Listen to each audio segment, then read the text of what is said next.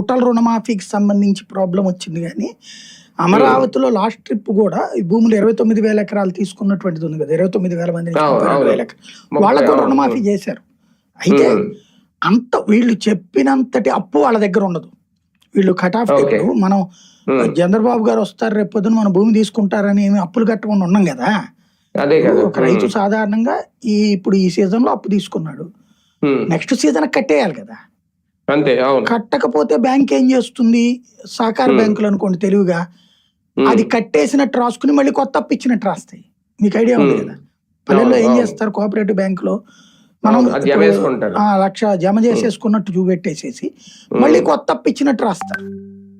ఎందుకంటే అక్కడ లేకపోతే వాళ్ళకి రికవరీ కింద బ్యాంకులు ఇబ్బంది పడతాయి కాబట్టి అట్లాగా తిరగ రాసుకోవడం జరుగుతుంటది.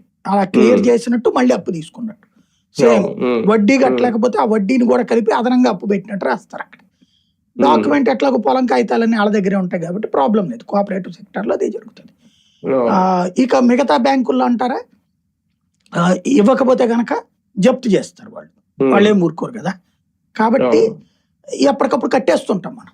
ఇప్పుడు ఇందులో చేస్తున్నది ఏంటి అంటే పెద్ద అప్పులు ఉన్నోళ్ళకి ఉపయోగం ఉంటుంది. 1,00,000 అట్లా కట్టని వాళ్ళకి అంటే పిల్లల చదువులకి పెళ్ళిళ్ళకి పర్సనల్ అవసరాలకు కూడా మనం వ్యవసాయం చేసినా చెయ్యకపోయినా మన భూమిని పెట్టుబడిగా పెడితే 7.5% వడ్డీకి వ్యవసాయ రుణం వస్తుంది.